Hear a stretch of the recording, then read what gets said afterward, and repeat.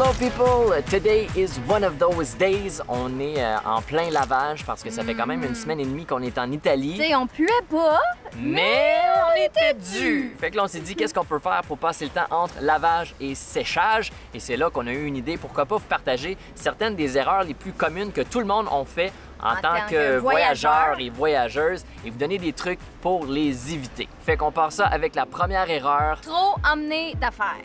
Ça a l'air banal dit de même, mais sachez qu'emmener trop d'affaires en voyage, ça va faire en sorte que votre valise va être trop lourde, fait que ça va être difficile de la transporter. Et de deux, ben, si vous emmenez trop d'affaires, trop de vêtements, ben, vous n'allez pas toutes les porter de toute manière. On finit tout le temps par reporter les mêmes affaires, les mêmes t-shirts, les mêmes pantalons. La seule affaire que je vous dirais d'amener peut-être en excès, c'est des paires de bas et des paires de bobettes. Je pense que c'est les deux plus importants. Comme ça va vous éviter d'avoir toujours besoin de faire du lavage de bobettes. Aussi, l'autre avantage, c'est que si vous amenez moins d'affaires, ben ça veut dire que votre sac ou votre valise va pouvoir être moins grosse ou moins gros, ce qui fait que ben, vous n'aurez peut-être pas besoin d'enregistrer votre sac, votre valise à l'aéroport et vous pourrez tout simplement la porter dans l'avion avec vous et ça va vous économiser de l'argent.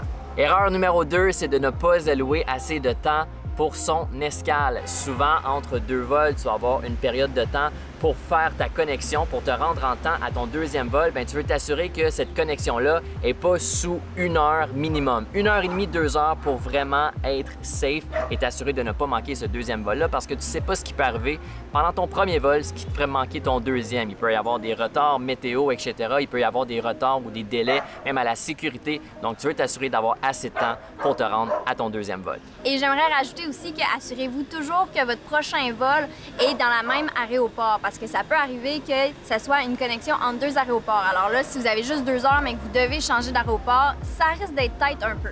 Erreur numéro 3, ne pars pas de l'aéroport sans argent comptant. Ce qu'on veut dire par là, c'est qu'une fois que tu arrives à l'aéroport, ben va te chercher de l'argent local d'un guichet. Ça va t'aider quand tu vas vouloir payer le taxi ou même les petites dépenses une fois rendu sur place. Aussi, dans la même veine de tout ça, n'échangez pas de l'argent à l'aéroport. Par ça, je veux dire, si vous avez de l'argent canadien, mais allez pas à un comptoir Currency Exchange en Europe, par exemple, pour échanger vos dollars pour des euros. Parce que ça va vous coûter une fortune. Soit que vous le faites avant de partir au Canada à votre banque, ou soit que, comme MJ le dit, vous allez tout simplement au guichet automatique et vous retirer de l'argent. Prochaine erreur, assurez-vous de ne pas partir en voyage sans assurance voyage. L'assurance voyage, il y en a peut-être sur vos cartes de crédit, peut-être que votre employeur vous en fournit quand vous partez à l'étranger ou soit que vous allez devoir vous en procurer par vous-même. C'est juste très important d'en avoir une 100%. Pourquoi? Mais parce que vous savez jamais qu'est-ce qui peut arriver en voyage. Puis vous voulez éviter le pire. Ouais, moi personnellement, je me suis déjà disloqué l'épaule aux États-Unis. J'ai dû aller à l'hôpital, chose qui m'a coûté 2400 $ sur place, mais qui heureusement m'a été remboursé à 100% une fois que je suis revenu au pays. Donc super important d'avoir une assurance voyage. Prochaine erreur, ne partez pas sans avoir vérifié si vous avez besoin d'un visa pour rentrer dans le pays. Pour vrai, moi, ça m'est presque déjà arrivé. Je voulais m'en aller pour le Brésil et j'étais à 3 semaines avant mon vol et j'ai réalisé que j'avais besoin d'un visa et faire la demande de visa peut prendre vraiment longtemps. Donc, j'ai été très chanceuse, je l'ai eu juste à temps, mais c'est vraiment une erreur de débutant. Il faut vraiment vérifier ça avant de partir. Super simple, vous allez sur Google, vous inscrivez votre pays, alors si vous êtes Canadien, vous inscrivez la destination et aussi le mot visa, puis ensuite Google va vous dire instantanément si vous avez besoin d'un visa ou non pour rentrer dans ce pays-là. Prochaine erreur, essayez pas de faire trop de pays en un seul voyage. Souvent, on a parlé avec des gens qui partaient seulement 2-3 semaines, mais qui visitaient genre 4-5 pays dans cet espace de temps-là. Coupable.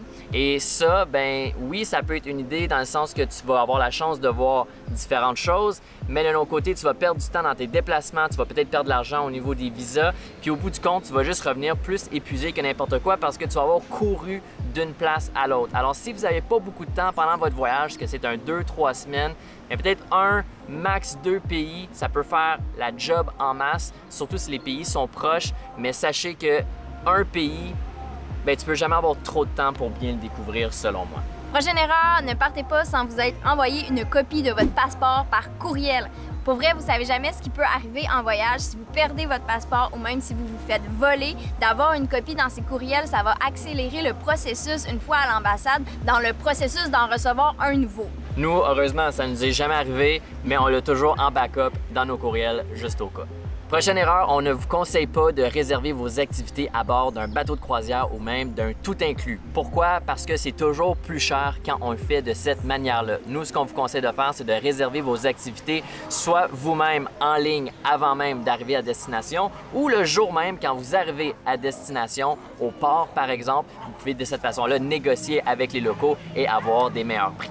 Prochaine erreur, ne reste pas toujours dans les zones touristiques. N'aie pas peur de t'aventurer à l'extérieur de ces zones-là. Tout simplement parce que, premièrement, dans les zones touristiques, ben, c'est toujours un peu plus cher. Alors que ce soit resto, que ce soit activité, peu importe, tout est un peu plus cher. Et de rester dans la zone touristique, ben, ça va vous empêcher de vivre vraiment l'expérience du pays, l'expérience locale. Prochaine erreur, time is money. Cela, il m'a pris du temps à comprendre, mais il est vraiment bon. En d'autres mots, ayez pas peur de dépenser un peu plus d'argent si c'est pour vous faire économiser énormément de temps. Par exemple, si vous avez un déplacement à faire, vous pouvez le faire à pied gratuitement, oui, mais si vous pouvez payer un 5 ou 10 $ pour un transport en commun, un Uber ou un taxi, mais que ça va vous économiser 45 minutes en temps, ben des fois, c'est mieux payer ce petit montant-là pour justement acheter votre temps supplémentaire une fois rendu sur place. Puis quand on n'a pas beaucoup de temps de voyage, ben ça peut être hyper bénéfique parce que justement, tu veux vivre ton voyage à 100% et pas perdre ton temps pendant ces 2-3 semaines-là. Hein? C'est une belle raison, hein? Prochaine erreur, ne partez pas sans avoir une carte de crédit en backup. Pour vrai, si vous êtes 2 voyageurs, c'est quand même le fun parce qu'on en a comme une automatiquement, mais si vous partez seul, vous savez pas encore une fois ce qui peut vous arriver, vous pouvez vous faire voler, vous pouvez la perdre tout simplement. Alors d'avoir une deuxième carte de crédit qui va être séparée de la carte que vous utilisez à tous les jours, bien si vous perdez celle-là, vous allez avoir l'autre à portée de main. Dernière erreur, ne partez pas avec une carte de crédit où vous allez devoir payer des frais lorsque vous allez faire des transactions. Nous, on est toujours victime de cette erreur-là. On a toujours des frais à payer quand on retire de l'argent du guichet automatique. Mais là, on vient de se commander une nouvelle carte, une carte d'une compagnie qui s'appelle Revolut.